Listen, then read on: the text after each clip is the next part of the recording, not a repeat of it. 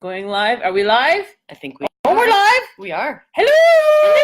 Hello! The camera's there. Hello! I know. Looking at myself. Right? How do I look? How do I look? Oh my, okay.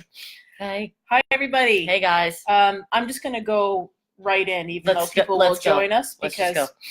Yeah, so we won't wait. No jokes this time, sorry. No jokes. Yeah, we wish we could make some jokes.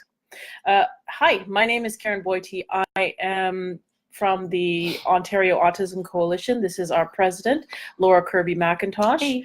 I'm a member of our board of directors. I am on the executive, and we do these Facebook Lives from time to time to reach out to people in the community, in the autism community and beyond, to talk about the work that we do. And our hope is that we'll be able to reach people in smaller communities, those who may not have an opportunity to meet us in person or come to meetings in person, and we share our thoughts. We also want to know what you're thinking out in the community. So, Laura, have you ever seen the Poltergeist movie?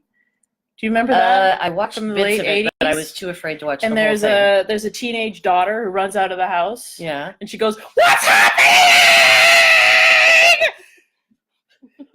We should. Do you remember that? No, I really don't. What's happening? Oh, dear. So Laura, what's happening? Oh my gosh, what's not happening? What's not happening? So many amazing things are happening, and so many scary things are happening too. So obviously, the big news last week was the amazing rally, and that was a huge success. March 7th, 2019. I wrote a small book yesterday, thanking everybody that I could think of, and then immediately found out that there was like 14 people I had forgotten. So apologies to everybody. I edited as quickly as I could. I forgot to thank the Arkells. Oh my goodness! Like, what an idiot. Yeah. No, So, Laura. There were just dozens and dozens of people involved in organizing that rally. Yeah. Specifically, shout out to Christine Levesque. Yeah. And Tia Riopel, I think. Yeah, Tia, and we're on a first name basis, so I don't think about people's last names. Right? And Sarah Klodnicki. Goofball. Oh my gosh, I am a complete goofball. Those three women were, and Chrissy especially, were just did an incredible job organizing buses and stuff. Yeah. So we had this demonstration. What was that like? Well, I mean, I can speak for me, but I'm sure for everybody there, it was a real emotional roller coaster ride. Yeah. You know, coming around the corner of the building and then seeing all the people who were already there, and knowing before I even got to the stage that this was going to be the biggest rally we had ever had.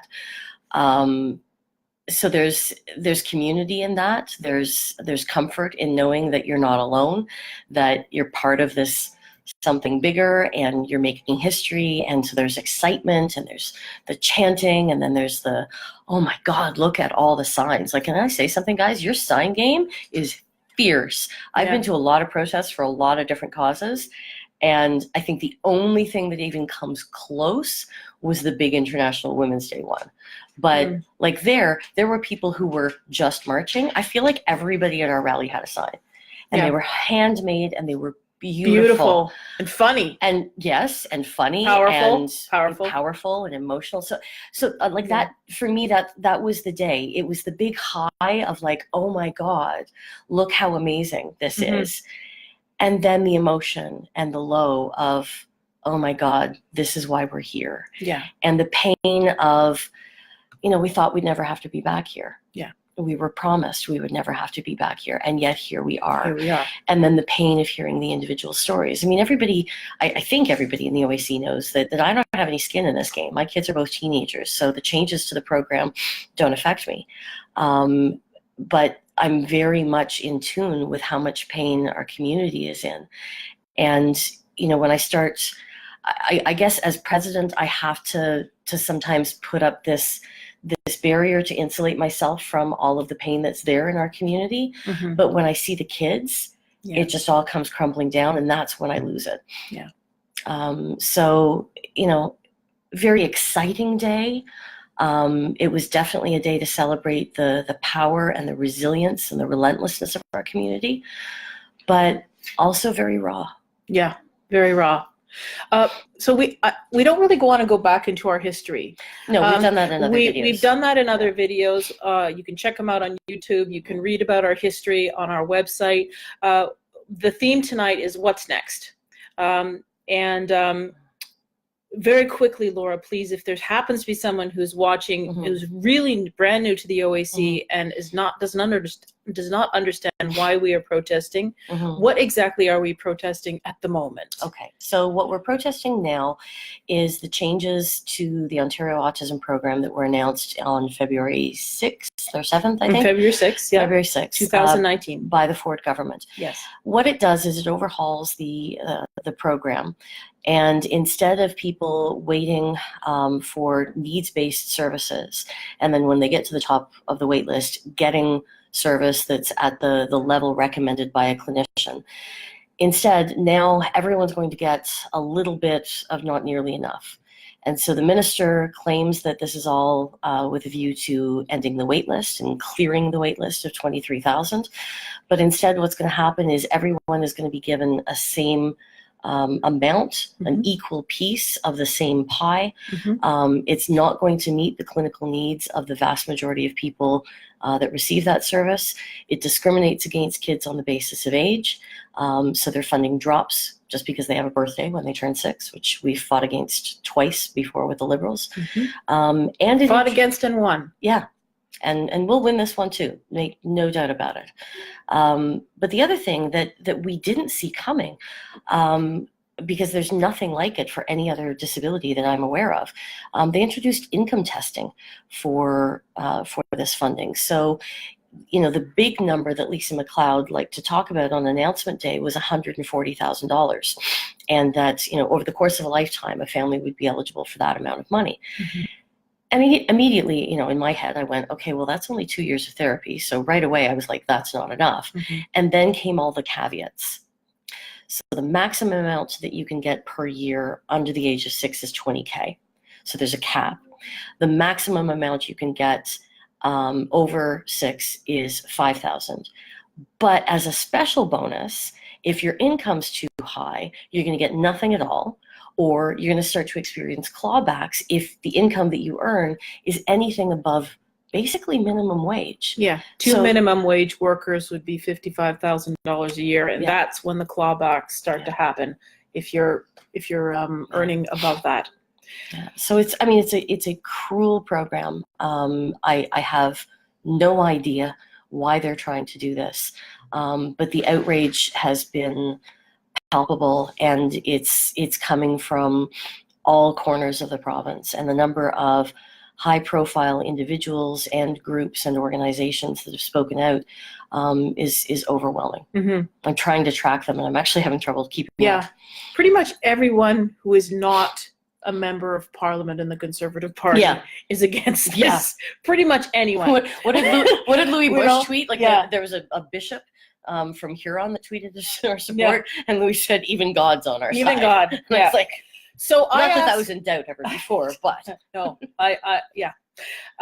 I asked our members to send me questions in advance of this live chat. It helps us to have questions first, and I'm going to start reading those questions to Laura. We'll also be reading questions on the live feed. Please let us know if you can't hear us, or you don't need to see us. You can see Laura, me, but let us know if you have any trouble hearing us. She's doing that all night. Please remind her that she's beautiful. I keep saying it. She doesn't believe it. I'm going to be 50 in 2 days. I'm very, very upset about that. Yep. Hey, okay. Mine's in August. I know. Oh, happy birthday. Happy birthday to you. Can we get a happy birthday to the magnificent Karen? 50. Stop. Come on. Okay. Let's go. We got business. You and me are joining the Raging Grannies soon. Okay, Raging Grannies. Here we come.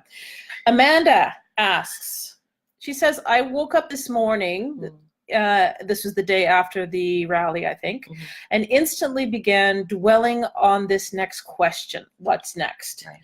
Right. They avoided us again. They didn't answer any questions. She's referring to members of provincial parliament. So now what? How do we get their attention if thousands of people on their front lawn didn't work?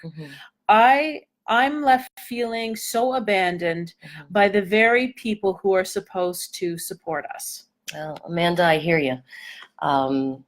The thing that you need to know is that we've been here before, all right, many times.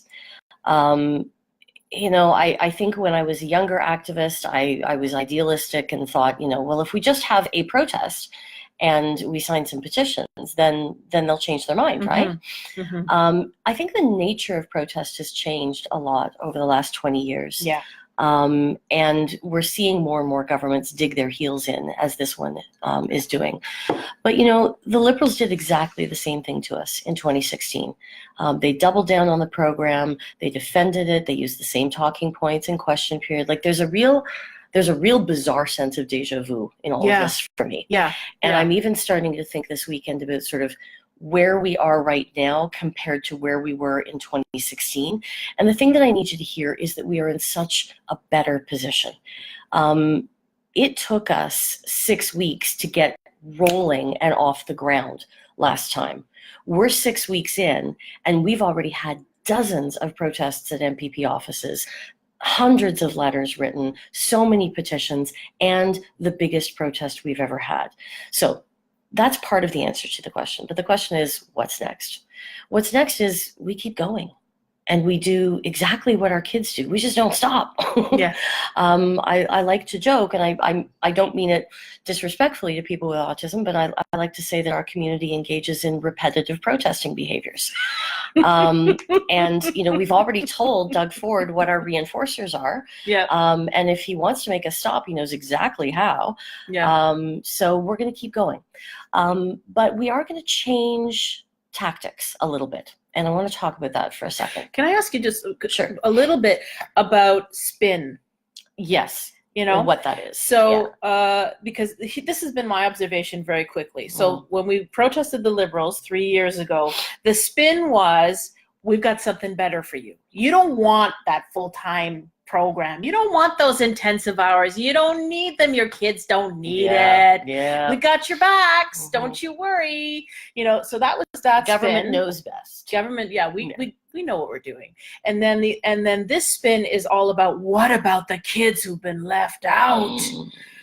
How cruel. And what about the minister's safety? Oh, yeah. Those autism parents are so scary. Dangerous. They might show up at my office with, strollers. Yeah, strollers. Strollers and Cheerios in their pockets.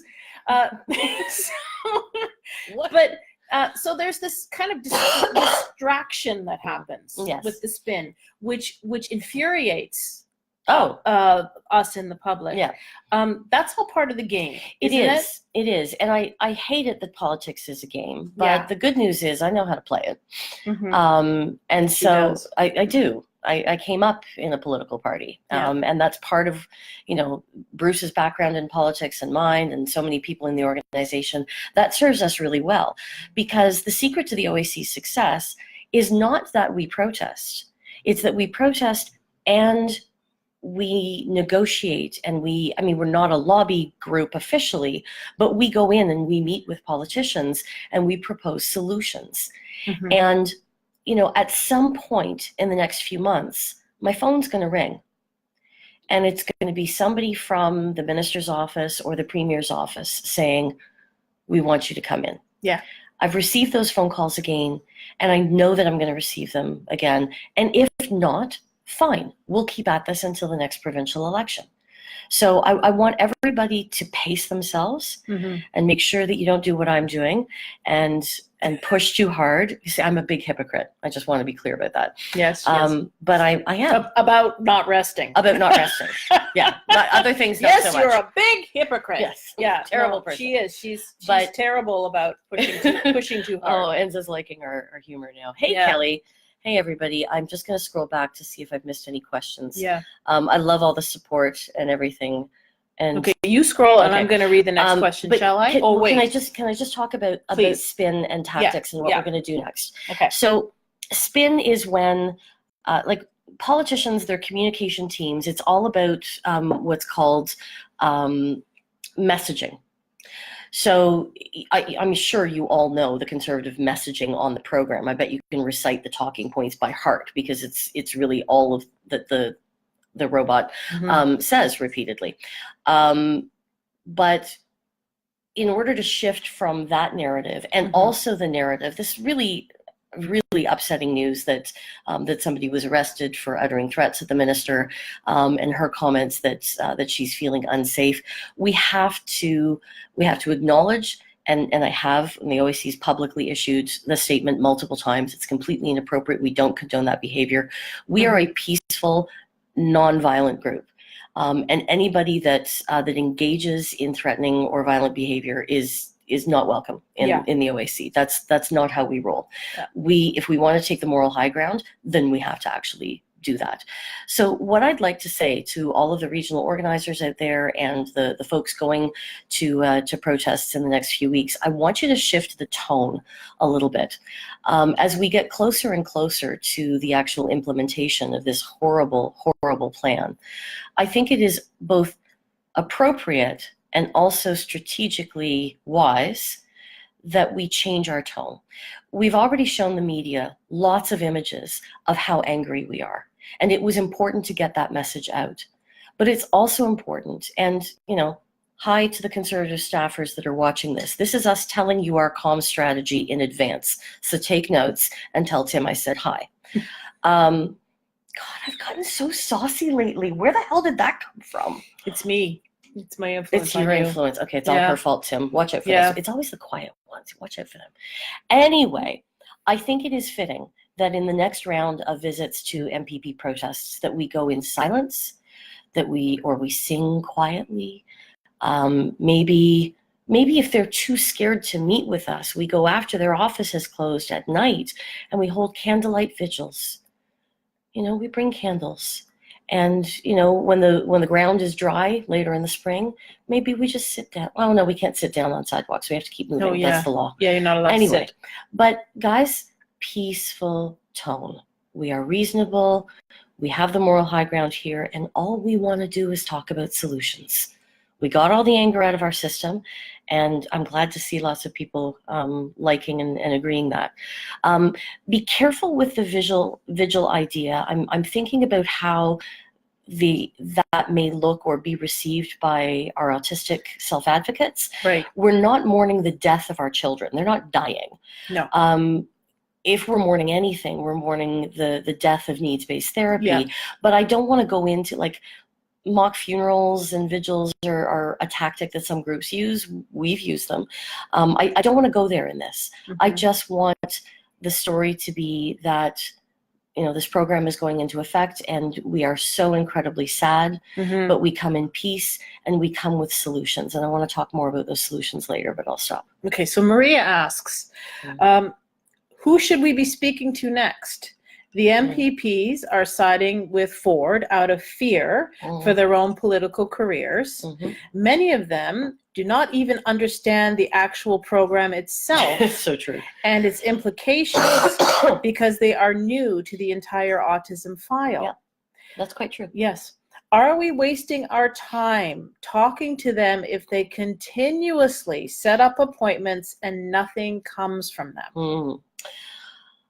So there's a number of truths in that. Yes. It is quite true that, not every elected politician can be an expert on every file. So of course, there's a lot of them that simply aren't aware. And that's why it's so important to go and talk to those ones, because if you're an MPP and all you know about an issue is what you get in your briefing binder from the party, then that's all you know. And then when somebody comes into your office and tells you different, you go back to Queen's Park and you start asking some questions. And that's the magic moment. That's the pressure point, and that's how we got the Liberals, and that's how we'll win this fight as well. I want to show you guys a picture, and I'm going to have a lot of trouble holding it up straight. Okay. But this is, let me hold it still. This is a picture of every member of the PC caucus. I'm sorry, it's really scary. And yes, Doug Ford does have a red dot on his nose. That's something that my daughter did. It slipped on. It just accidentally happened. Anyways, what's happening on this sheet is that we are tracking all of the protests that have been happening and all of the meetings that have been happening with all of the Conservative MPPs. So, and this is like Clara's little ABA program. Every time we have a protest, she puts down a red sticker. Every time we have a meeting, she puts down a green sticker. Okay. And here's the goal. Guys, we do not stop until I've got 2 stickers on every single MPP. All right? I need help with something, by the way. I need somebody to go to ONTLA, ONT.LA, the Ontario Legislature website, and get all of the names of the Conservative MPPs into a Word doc, sorted alphabetically with writing in it, and I need to create a collective Google Doc so that I can tell you guys, rather than just reading off this sheet, where we still need you to go. Right. But here's something about politics that maybe not everybody understands. When you're a member of a party, and particularly when you're a member of the government party, there is a principle called cabinet and caucus solidarity. And what that means is, even if you disagree vehemently with a policy that your party or your government has come up with, you never say so publicly. If you do, you'll be booted out. Yeah.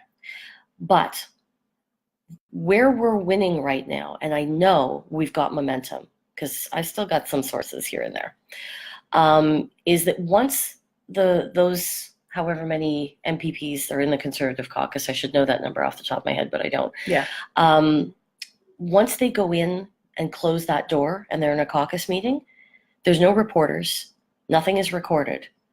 And so members can speak their mind. And that's where we want them to tell our stories and to say, yeah, Premier, I read the talking points. I read all the internal, propaganda pieces that were put together. But I've got people crying in my office. I've got a dad who served in the armed forces who can't get therapy for his kid. And I've got a mom who's crying because her kid's about to go into school and doesn't have the tools that they need. So something's wrong. And what are we going to do to fix it? Because, and here's where the pain point is. Yeah. We have to convince those MPPs that if they don't get the government to change their mind on this policy, they're going to lose their seat in the next election. Yeah. And so part of the other thing that I want to record when we get this list together of all of the MPPs is, what was their margin of victory? Because I heard a certain member for Nepean won by a relatively small margin last time. I can't remember her name. A middle-aged blonde lady? Reddish kind of hair. Reddish kind of? Yeah, she talks a lot about the number 23,000. Lights hockey. Yeah, something like that. But she sure as hell didn't win by 23,000 votes last time. No, she didn't. So, yeah, we may or may not have a project for our Ottawa crew. Hit me up. Give me a call. So once we convince these people, because all politics is about is power for a lot of people. Power and money. To me, it's about people, but that's why I'm not an elected politician, because I would never win because I have all these fancy ideas. Yeah. But for these people, it's about getting power, and then it's about staying in power. And if we convince them that this is an issue that's going to hurt them right in their own backyard, that they're not going to win next time unless there's a fix on this, they will go into those caucus meetings behind closed doors and they will be our advocates. So don't think for a second that you're not having an impact. Yeah. Even if it feels like you're not. I'll admit, sometimes you're not. Sometimes, but you do it anyway. Yeah. You absolutely do it anyway. Can we bring up the work that Janet has been doing? Yes, let's talk about that. So speaking of what to do next, so perhaps somebody's already had a meeting with their MPP and it was a very frustrating experience because they had their talking points and they would just respond. Maybe you feel like you're talking to a robot, and you're not feeling like you're getting anywhere. So take two. Go ahead, please. Well, Janet's working on something. We've gotten to the part where I think I think all of you that have gone to your MPP offices, all of you that have met with your representatives, have been really good at explaining what's wrong with this program. And that's the first part of the conversation that has to happen. But again, one of the secrets to our success as an organization is that we don't just scream and yell and go, we hate you. We go in and we say, although we do that really well, and we do have fun. That's my favorite part. I know. And I can tell you, having been in government and now being outside, I'm having much more fun with this. I told Tim on the phone once, I'm like, dude, I'm having way more fun than you are. Trust me. And he's like, I don't question that. She means Tim Porter, who's the chief of staff to the minister. To the minister, Yeah. Anyway, but we keep going because, sorry, I lost my train of thought. Janet's work. Next stage is we go in and we say, here's what you should be doing instead. And so we have some amazing researchers, including a professor from Laurier University named Janet McLaughlin, and a whole bunch of other people that I would love to name, but I don't have time, who are smart people, really like smarter than me by like smart. They're professionals in the field, people who have not just been involved in autism treatment in Ontario, but people who have traveled around and seen how it works in other jurisdictions, have been trained in some cases in other jurisdictions, who can talk about how this works in other places. There's no need for Ontario to have the most backwards autism program in North America. So we're writing some policy. The richest province. Right? So let's, if you have ideas, please express them in the main group. But we're working on a document that hopefully we'll be able to send out to the regional organizers that you can print and then share with your MPPs when you go in to say, you know what, instead of doing what we're doing, we could do this instead. And what Janet is working on, I've seen the first draft of it, it's extraordinary. It's great. And I want to be able to go in and not just say, these are our demands, this is the one plan that we will accept. I want to be able to go in with a couple of different proposals. And give them options. We have to convince Premier Ford that there is a way out of this horrible hellhole that he's digged himself into. Dug himself into? I don't know. Teach me how to Dougie. Sorry. Oh dear. Careful. Careful. Pun alert. Pun alert. Trigger warning. What if your MPP is a member of the opposition? Oh, well, then they're your best friend. Because the entire opposition is with us. So I have a plan. Now, this is tricky. Because I can't reveal the whole plan because the Conservatives are watching. Oh. Shh. Don't tell. Okay? I did. So we're going to tell part one of the plan. Part one. And you're just going to have to trust me on the second part. I trust you. Okay. So here's what I want you to do. Every single member of the OAC and any other organization, I don't care. If you have a connection to autism, let's do this. Particularly, sorry guys, I'm still really sick. If you have a kid on the spectrum who is about to effectively lose hours or lose service altogether, I want you to print out your favorite picture of that kid on an 8x10 sheet of paper. Okay? Beautiful, beautiful picture. On the back, I want you to write their name, their age, what kind of service they were getting under the old plan, whether they were on the wait list, whether they were in service, and how this new plan is going to impact this child, where you live, who your MPP is. But I don't want you to send it to Conservative MPPs. I want you to send it to the closest opposition MPP that you live near. And send it by mail. And that's all I can tell you. But So everybody got that? Yeah. Print out a beautiful picture of your child, and on the back of that picture, write a little information about that child, how they're affected by the changes that are happening in April, and send it to a member of the opposition. Anybody. So if you're in the Guelph area, send it to Mike Schreiner, the leader of the Green Party.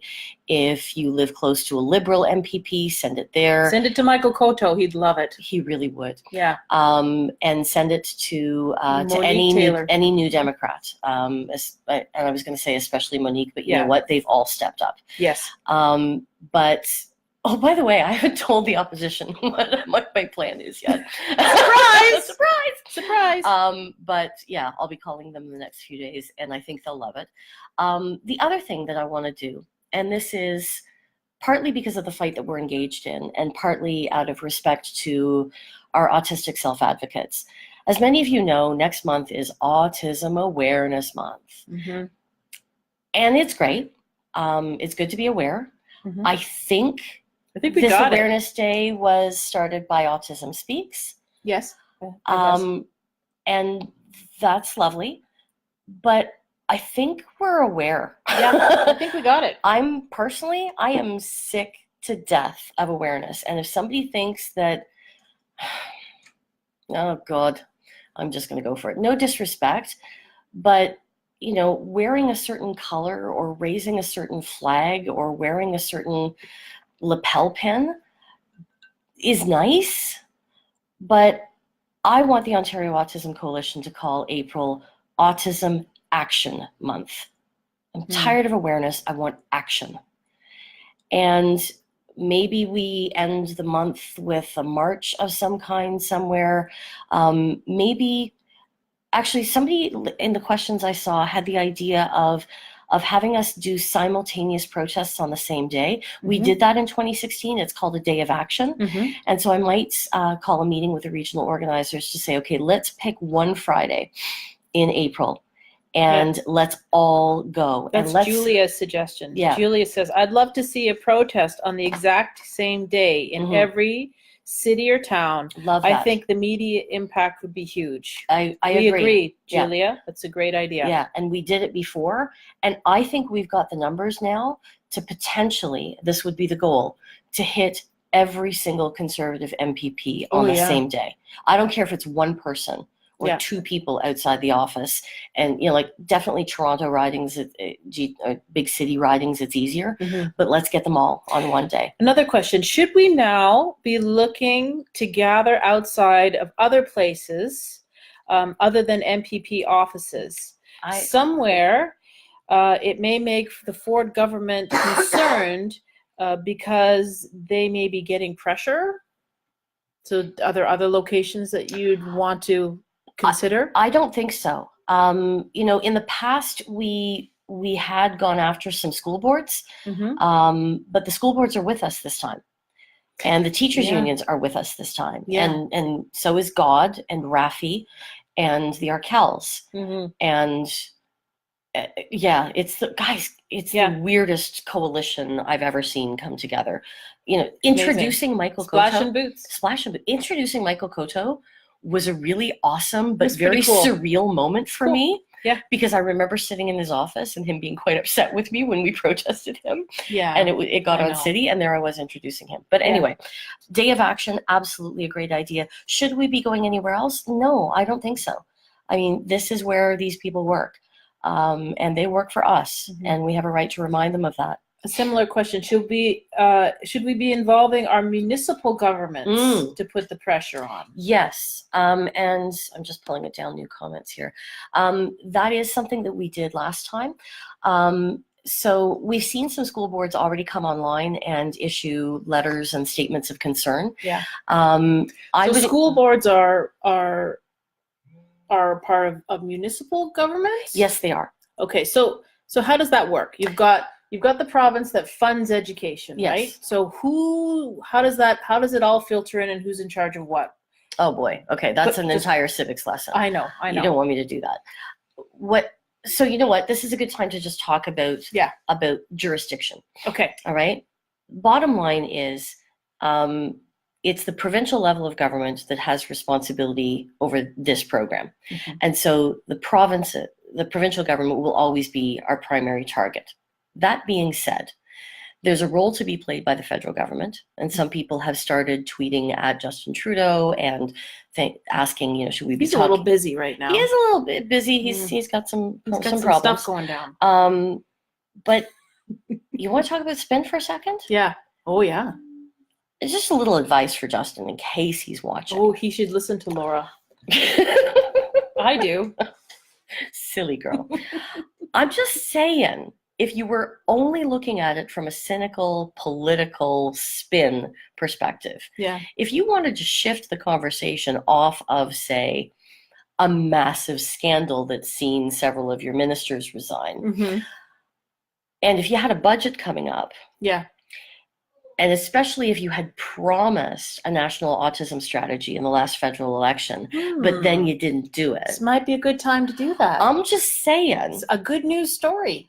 If it's Awareness Month or Action Month, April would be a great time to introduce a national autism strategy. I'm sure the Right Honorable, I learned from Michael Cotto that only the Prime Minister is called the Right Honorable. Correct. The Right Honorable Justin Trudeau. Yes. I'm sure he's watching. So absolutely. Heed our advice. A national strategy would be a great Facebook thing. Live ever. Yes, but the OAC, we do deal with provincial politics. We don't really go into those waters. But can I come back to the school boards and the municipalities? Because the municipalities actually helped us a lot last time.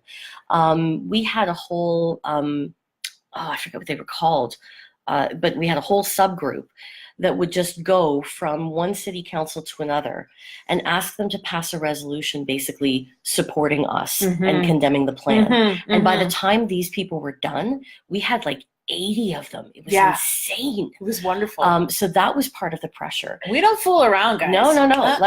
We don't fool around. Oh, sassy now. But the other place to go would be to your school boards.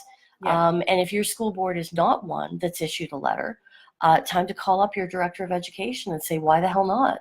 Yeah. So all of those are good other places to go, not for protest, but to go looking for support. Yes. Enza asks, excuse my ignorance or lack of knowledge here. The last thing you are is ignorant, Enza. No, we know what a smarty pants you are. You got a PhD in autism. That's exactly. what you have. Is it considered soliciting if we went to large business buildings and asked permission to leave a write-up sheet about what's going on, along with petition sheets to be signed and read and then picked up by whoever is leaving them at a later set date? I'm not a lawyer, but I think technically, yes, that might meet the definition of soliciting. But here's a lesson I've learned in politics. If you don't ask, the answer is always no. Yeah. If you ask, the answer is yes far more often than you might think. And so by all means, go in and ask. But here's the thing about consent. Like if you ask a question, you have to be prepared to accept a no.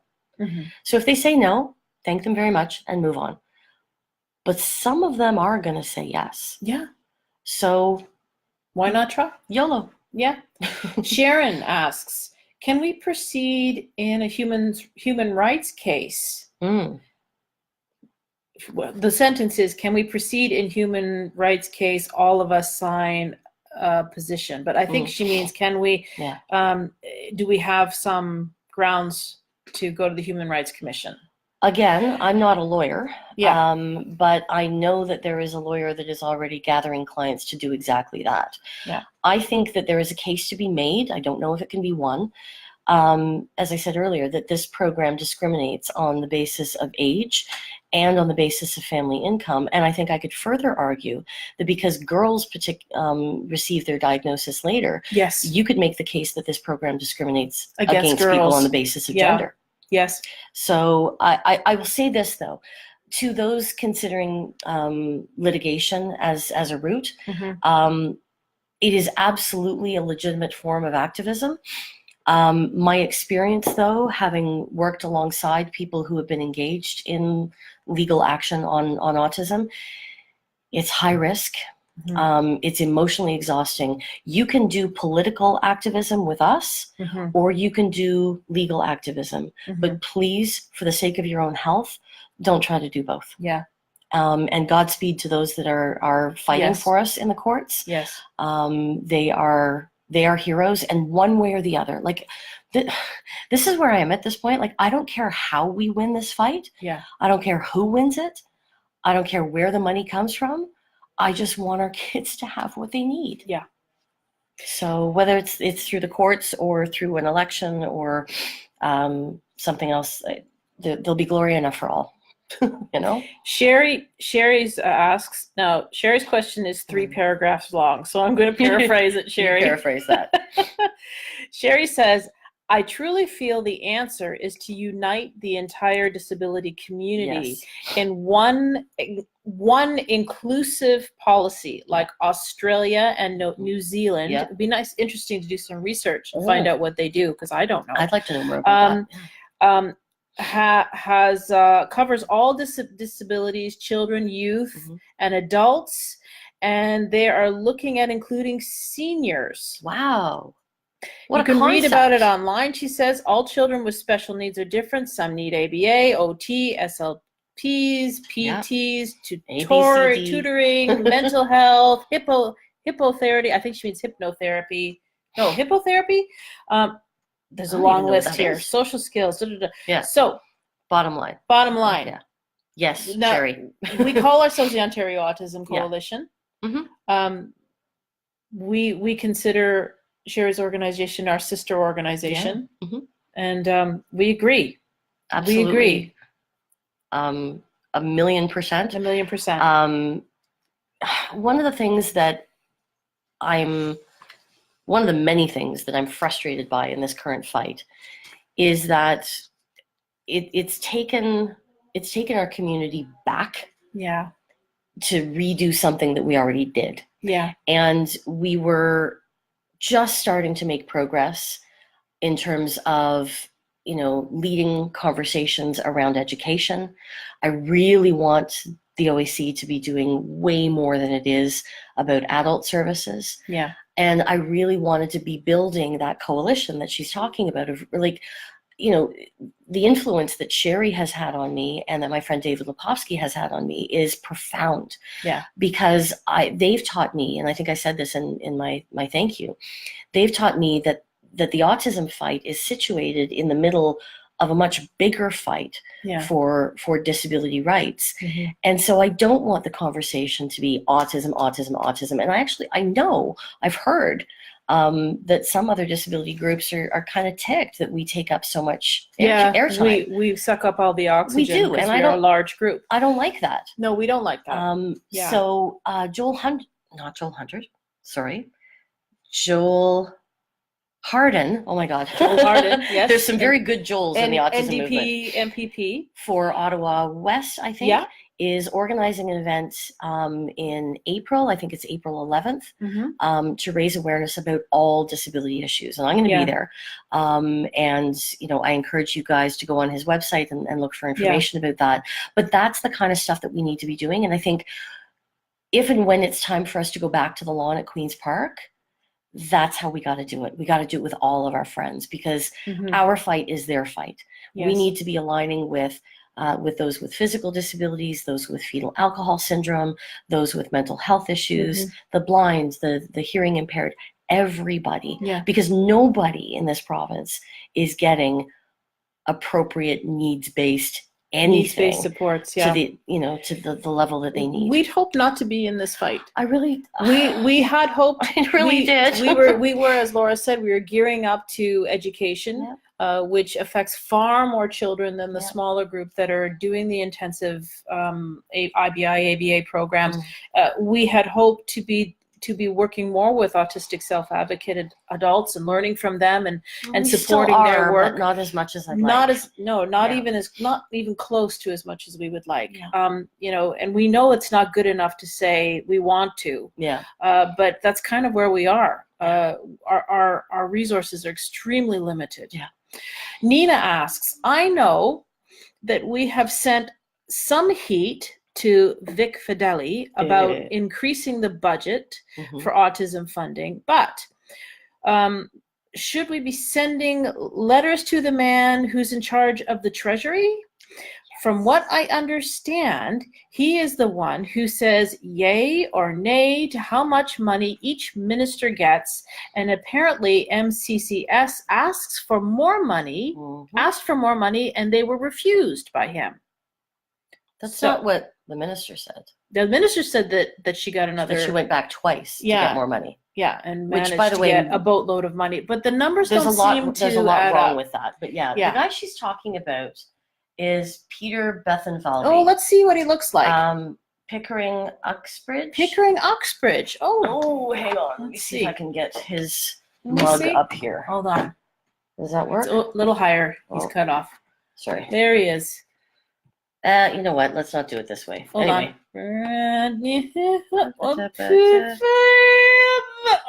This is so hard. Everything's backwards. It's backwards. There, that guy. This guy, that one. That one. Peter. Scary. Peter. So yes, Treasury Board and Finance work hand in hand.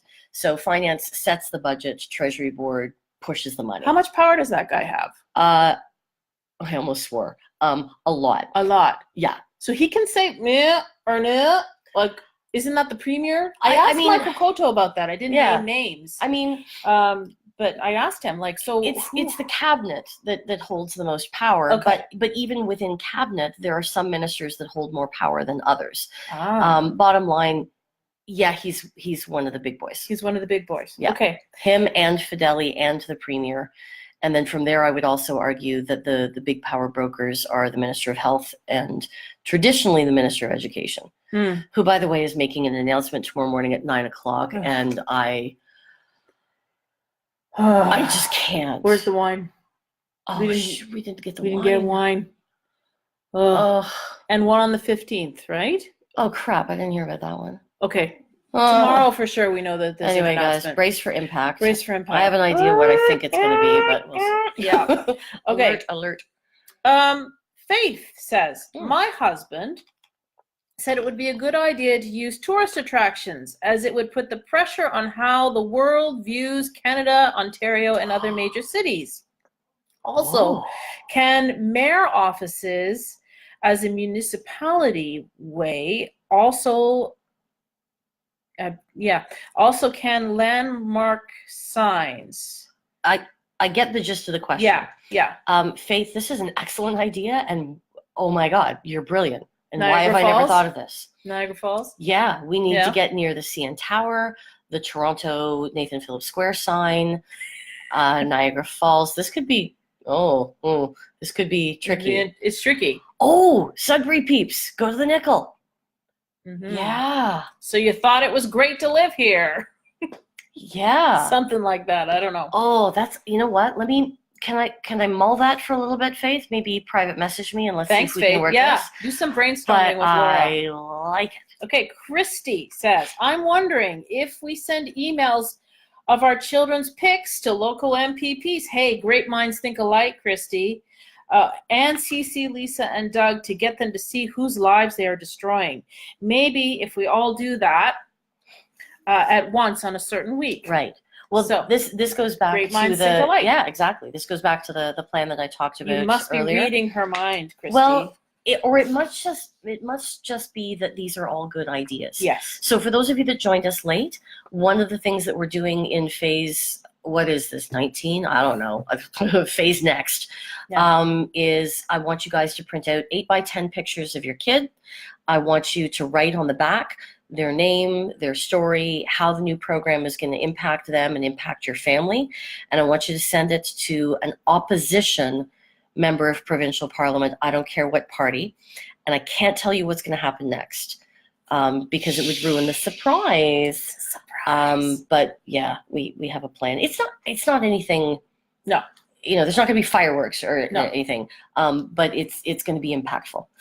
Maria says, or asks, who should we be tweeting next? Organizations and individual people? I'm tired of being a robot myself with Lisa McLeod, LOL. She's not responding. True. But she is listening. She is paying attention. Yeah. Something that you guys should know when you feel that you're not listened to. Stop! Don't do that. Don't do that.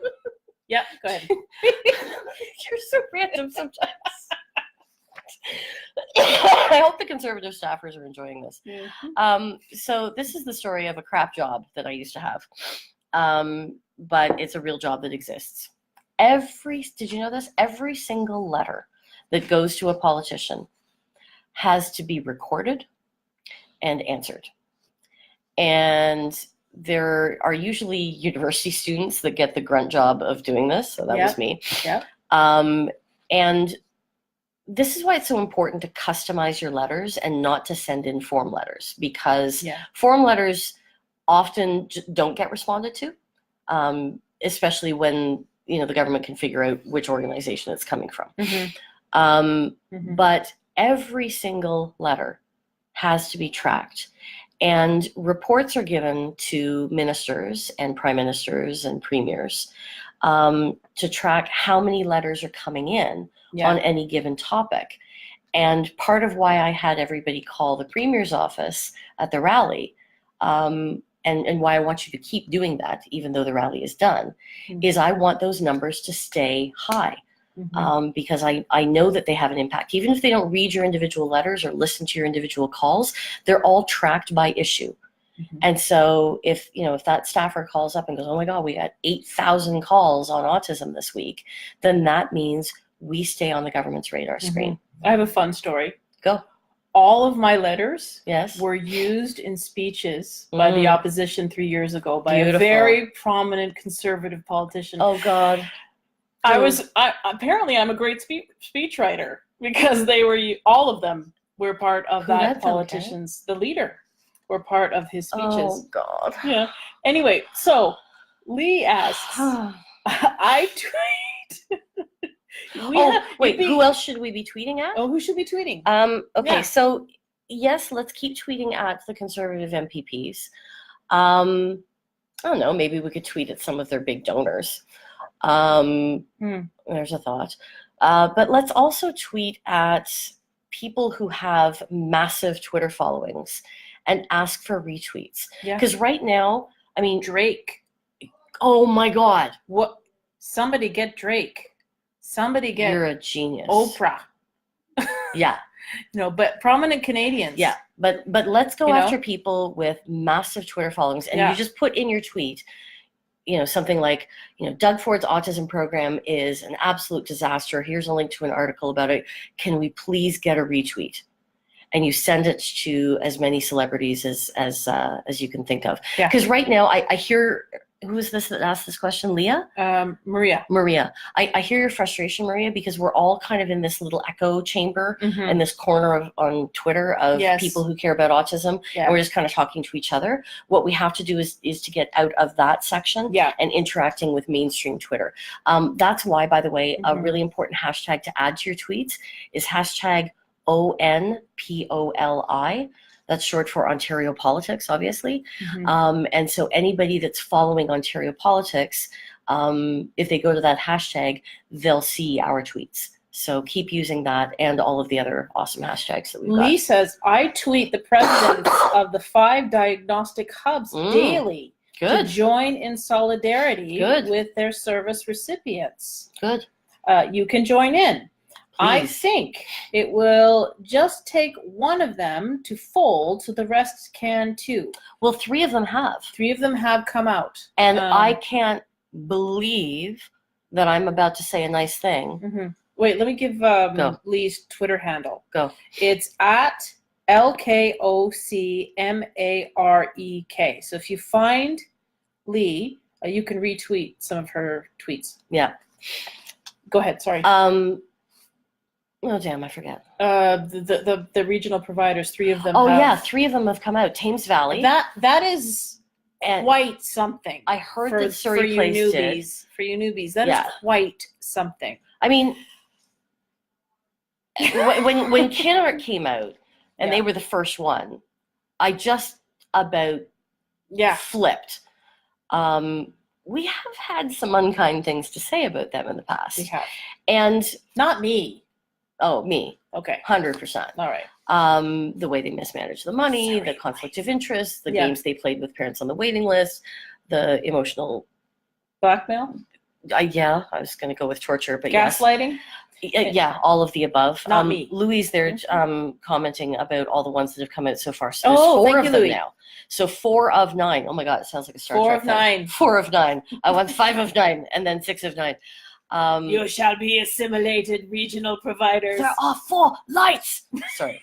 Shout out to my Star Trek peeps. Yeah. You know who's the biggest? Well, 2 of the biggest Star Trek geeks I've ever met. Okay, you. Yeah. Michael Cotto. Big time. And David Lepofsky. Massive Star Trek geeks. That's because we all dream of a better future where people are treated with equity. Okay. Lark says, is there any way I can find information on why ASD is not covered under healthcare? Oh my God. My MPP and I were discussing this, and I would like to understand this more. I also agree that this may need to become a national issue. Also, someone posted about a non-confidence vote. We should circle on that. Okay, slow down. That's too much in one question. So what? Okay, you gave me a very succinct, and maybe you don't remember, story and reason why the funding is in the ministry that it is and not under health. I mean, we're not saying it's right or wrong, but how did this happen? Can you do that in I'll try. a minute? So the program was created in the late 90s, early 2000s. And there were conversations about whether to put it under health or education. Right. At that point, ABA was well established, but it was still an emerging field.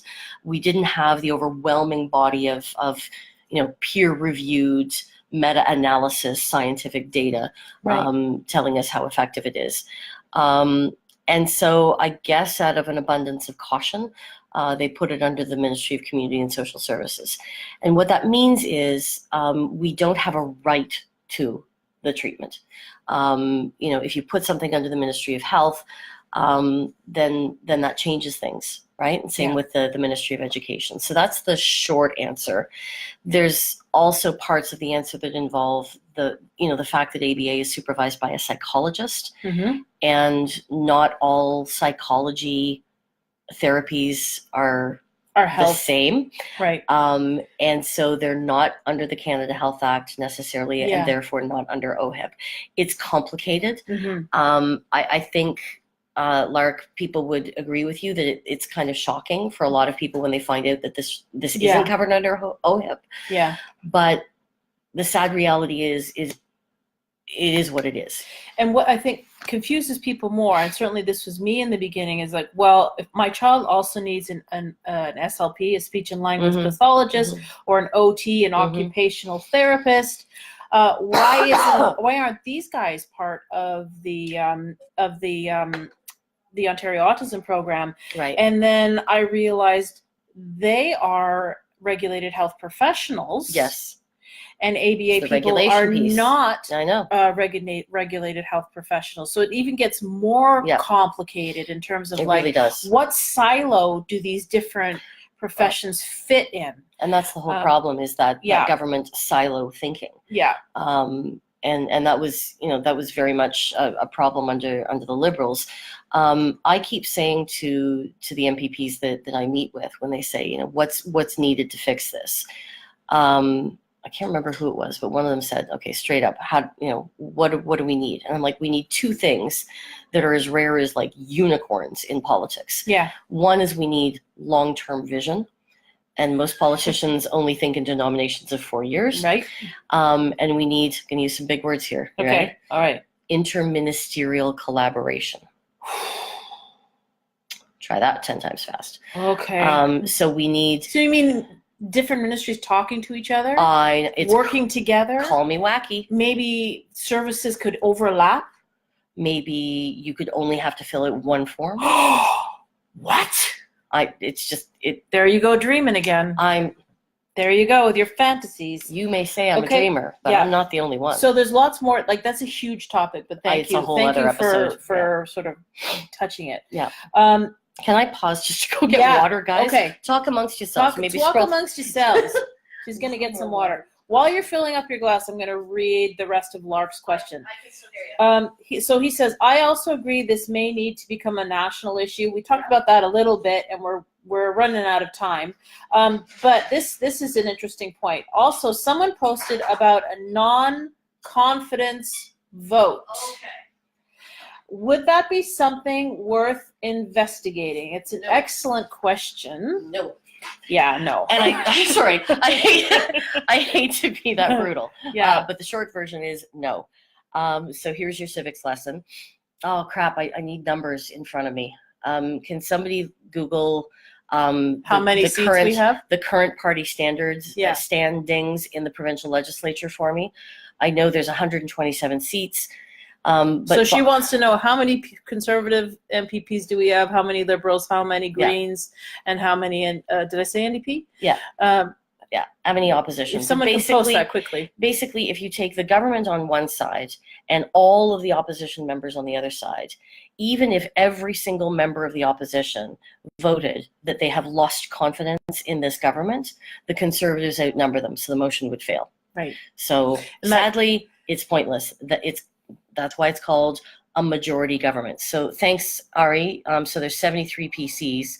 So if you keep looking and you do the math, even if you add up all the New Democrats, all 6 Liberals, and all 1 Green, they don't add up to more than 73. So they can't gang up on them. Right? No, for better or for worse, we are stuck with these guys until the next election. Yeah. So Elizabeth says we've hit an hour. I'm going to try to get through these questions and some of the ones that were posted. We don't want to keep people late, and we're sorry that we go too long. This is we'll do more of these. Okay. Elizabeth says, I would love to hear what you thinks of the new OAP and what it means for EAs in the school system. Oh, God. What are they going to do, or have they started a plan? Speaking of which, we're going to do a Facebook Live with Fred Hahn, who is the president of CUPE, which is the union that represents the majority of EAs in Ontario, and he and a colleague of his are willing to sit down with me and talk just about that specifically, and other issues surrounding EAs. But okay, so what are they going to do? We've got a lot of kids who are going to go back to the school system real soon. This is the part that, well, we'll see if today I can get through it without crying. Don't cry. Okay. Okay. So I went to the Legislative Committee on Social Policy a few weeks ago to talk about education. And I talked about service dogs and a couple of other issues, but the focus was the impact that the OAP is going to have on the school system, which is exactly what she's asking. Sorry, my voice is so low. I'm really sick. She's sick. Just pretend I'm Barry White, and hopefully you can enjoy it. Ew. But the impact on the school system is going to be devastating. And that's why you're seeing the Ontario Principals Council, the Ontario Public School Boards Association, and every education worker union out there all coming out on the same side of something. Now, take a second to appreciate how rare that is. Yeah. Okay? Because teachers' unions and school boards rare and exciting fight against each other all the time, and rare and exciting, right? Rare and very exciting, because it tells us that this is wrong. This is wrong. Like, when everybody is telling you that it's wrong, like, how stubborn do you have to be? Yeah. But here's the part that scares me, because what I said at the committee, and I said this at the rally, is once these kids flood into the school system, once kids lose their intensive therapy, and instead of going to therapy for 3 days a week and school the other 2, now they're shoved in for 5 days. We know there's no extra money that's been provided to hire more EAs. So, the dream of having your kid with a one-on-one EA is just that, it's a dream. And, in terms of training in autism or, BCBAs available at the level that we need them to be, the school system is not ready. And my biggest fear, not crying, is that a kid is going to get seriously hurt or worse. Yeah.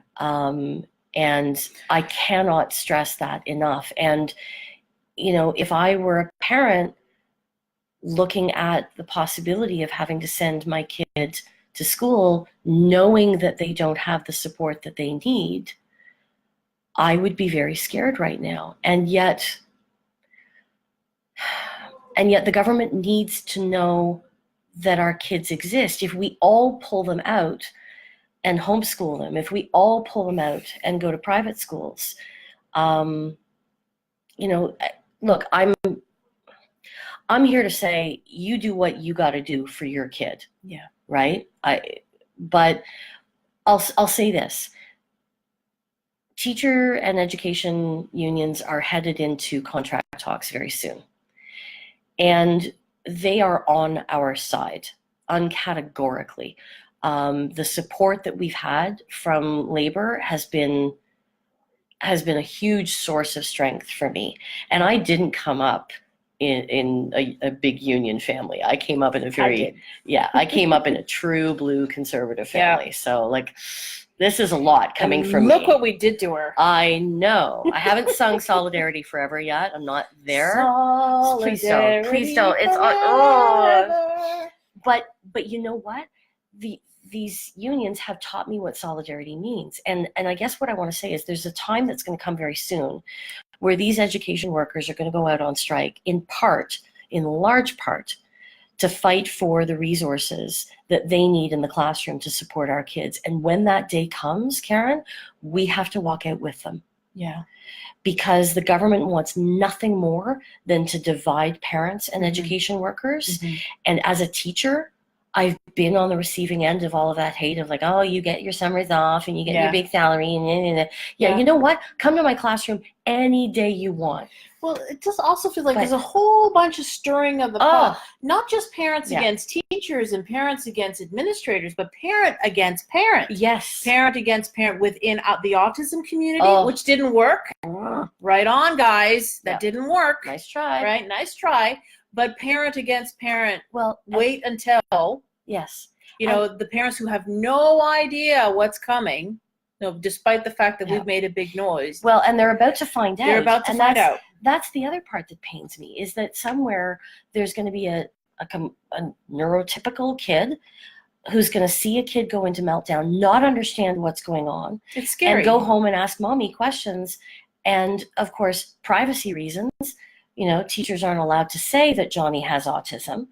And that's where bullying starts and all of that. So we need to get the parents of the non-disabled kids to come and fight with us too. We need to be building one big coalition. Children's aunts and uncles and neighbors and brothers and sisters and grandparents. Yeah. Get them to understand. Lizzie asks, some EAs are contacting the Ministry of Labor, citing workplace violence and unsafe working conditions when they are supporting, from my firsthand knowledge, teens and young adults with ASD. Teachers and EAs try their best. We know that. Yeah, we know that. Principals are, however, enacting a zero tolerance policy for these students. If, unfortunately, EAs are hit or are required to intervene with challenging behaviors, students are sent home, despite having a behavior plan, an external clinical team, all willing to support the classroom. How can we, outreach clinicians, assist the individuals we support and their professional staff to be successful at school? This is a lot. What do you require from us? Okay, this is like a whole other talk. Right? Yeah, it is. And I would refer you back to a Facebook Live we did with Christine Rose on exclusions, suspensions, and expulsions. It's a really good one. That's when you're looking for it on our YouTube channel. We all accidentally wound up at the house that day wearing blue. I know. So it's the blue video. They look great. It's the blue video. Phil blue says, album. Thank you for that question. It's a big one. Yeah. Okay. How are we doing for time? It's. Any thoughts? This is a good one. Any thoughts from legal folks out there as to the merits of filing a court emergency injunction to stop the rollout of the new program based on likely irreparable harm, i.e. safety in schools, that will be caused based on the lack of readiness of schools to be ready for influx of special needs students and their legal obligations under the Ontario Education Act to support. That's a great idea. So, is there an emergency injunction? Has anybody talked about that, or is just ding, ding, ding, ding, Nobody ding? has, but that's brilliant. Phil, we like the way you think, Phil. Call Arch Disability Law first thing tomorrow morning. Arch, ARCH, Disability Law. Call them first thing in the morning. That's a brilliant idea. And I don't know if it'll work, but hey, why not? What the heck? Robin says, try. I don't know that pushing the schools harder is going to get us anywhere. However, if the director of education for each board was suddenly flooded with emails and letters, bingo, that may get someone's attention. Laura says bingo. Yep, do it. Do it. Write your directors of education in the morning. Say you are scared for your child and other children like them. Yep. And ask them if they haven't already written a letter to the Minister of Education about the impact that this plan is going to have on schools. Why the heck not? Phil again. My thought was that documented evidence, IPRC requests. What are IPRCs? Individual Placement and Review Committees. They establish when a kid has special needs, what type of classroom they will go to. That schools are not ready might help with the courts to demonstrate that irreparable harm is likely. Yeah, no, I think that argument can be made. Try to force a pause. Look at all the likes. Yeah. Everyone's like, yeah, Phil! Yeah, let's go. Woohoo! Let's go. No, that's Phil. I want to meet you, dude. Yeah, let's meet Phil. He's a smarty pants. Where are you, Phil? Yeah. Are you in the GTA? Yeah. Okay. I think I saw him online here earlier.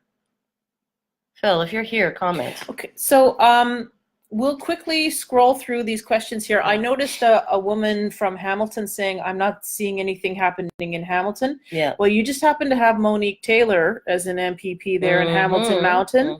And I recommend that you contact the Special Needs Resource Center. There are some grade A moms there who know a lot and are great activists. So if you plug into them, they can definitely share with you what's happening. This is Phil. There's Phil. Okay. Nice picture, watching. Phil. All right. Okay. Any nice questions that you want to? Yeah, Phil, I'm here. Yeah. So there, we do know that there are a bunch of boards that have already released letters, but guys, there's 72 school boards in Ontario. So the fact that 5 or 6 of them have done so is a nice start. Yeah. Also pretty unprecedented. Absolutely unprecedented. They didn't do this last time around. Yeah.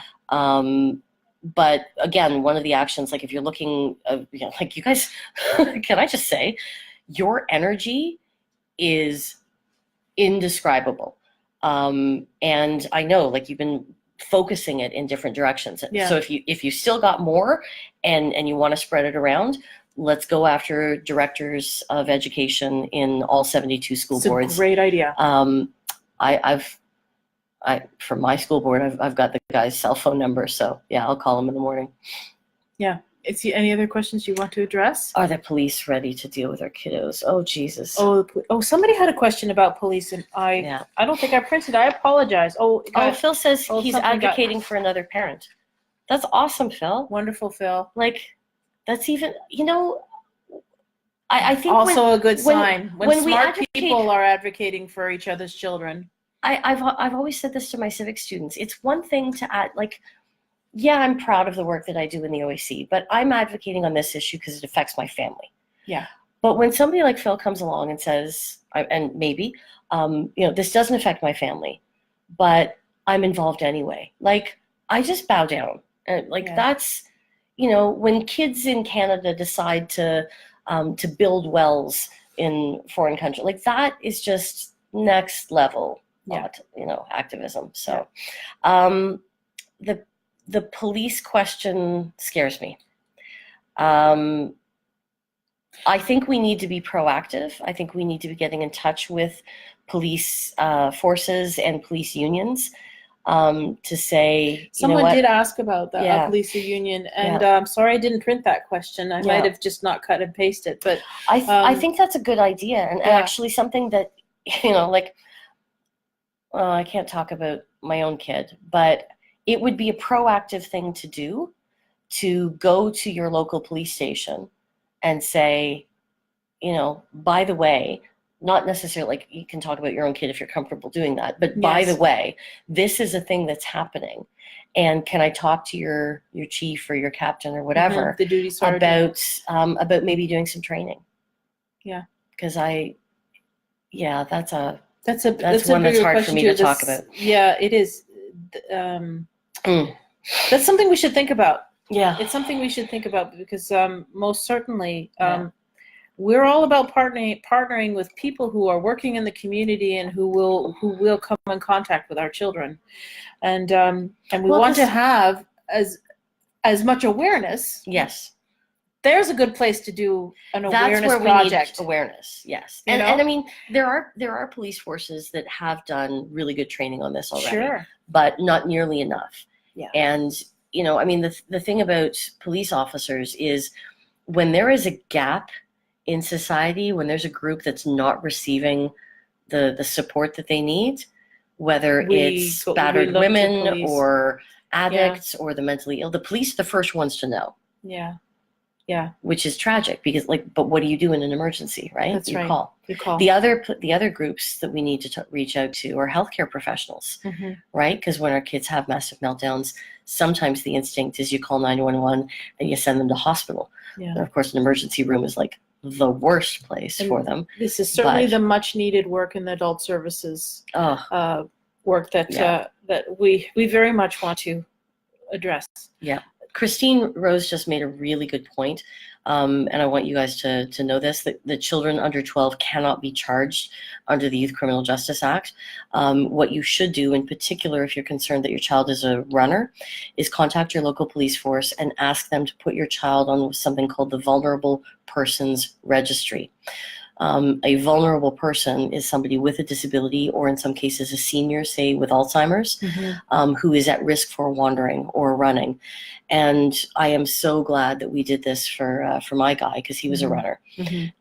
What it means is if your kid goes missing and you call 911, they call every car in the area. And like it's actually scary but amazing to see. Like I've had 8 cars flood into my street in 3 minutes. Yeah. And then it's all hands on deck. Just so you know, though, the Toronto police force doesn't have that service. Oh, crap.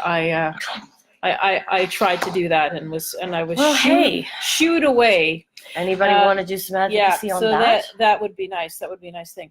Yeah. So were there any questions that you wanted to grab? Because we should sign Daniel's off. It's talking been about 1 hour. About advocacy in French. Daniel, please know that if you have journalists that are looking to cover this story en français, je parle un petit peu de français, mais il y a beaucoup des autres personnes qui peuvent le faire mieux que moi, like our Secretary Treasurer, Marguerite Chavas. Yeah. So yes, there's lots of people that can help with this. Okay. All right. This is a good night. Thank you, everybody. I think that's great work. It. Those pop-up protests blew our minds. What it's called, Enza wants me to repeat it. It's called the Vulnerable Persons Registry.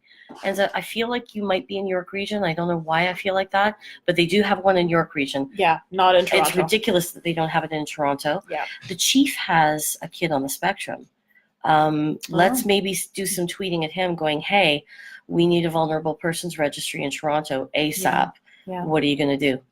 So what's coming up next? We've got a couple of Facebook Lives. Yeah. Monique Taylor has agreed to do a Facebook Live with me. We just haven't been able to set the date and the time. I want to ask her about what it is to be a member of the opposition and the work that she does as the critic for MCCS. We're going to be meeting with CUPE, with Fred Hahn and a colleague of his. There is a lot of projects. The board are working on a ton of projects. Janet is putting together a what next information kit for those of you who are doing a second round with MPPs. Laura is doing 1,000 things, meeting with people. Anything else that you're doing? Oh, no, mostly I'm just sleeping. Well, she's sleeping. It's March break. Okay. So, no, honestly, it never stops. I know. Being sarcastic. I know it never. I know. It absolutely never stops. She's kidding. So there's hey, a lot somebody's happening. here that wants to say hi. Hi. She's been called. Somebody on the comment section called her the Joan of Arc of the our movement. Joan of Arc. Hey, yes. Guess who just came in? Hey. Who's looking pretty gorgeous tonight. Hello. Look at that. There she is. There's Clara. Her speech was out of this world. Amazing. All the speeches were amazing. The best speeches were made by self-advocates, I felt. think so too. Yeah, that's what we do. Yep. They were the best. They were the best. That's what it is. That's my girl. Okay, so we're going to say goodnight. You want to say goodnight, Clara? I'll say goodnight. Okay. Thank you, everybody. Good night, More everybody. soon. All Way right. to go. Well done. Stay strong. Yeah. We're in this for the long haul. Yeah. We will win. Mm-hmm. Practice aggressive self-care. Mm-hmm. And for the love of all things holy, when you're talking to each other online, please be kind. Please be kind. When you're talking to an autistic self-advocate online, even if you disagree with them, talk to them as though they are your future child. All right? But just bottom line, in everything that you do, be kind. Okay? Oh, thank you, Sandra. Aw. All right, everybody. Good night. Good night. Stay in the fight. Peace. Bye. Okay. Let's hope sure I don't screw it up again. So, all right. Yeah, just click that button. All right. There you Okay. go. We got it. Good. Woo! There we go.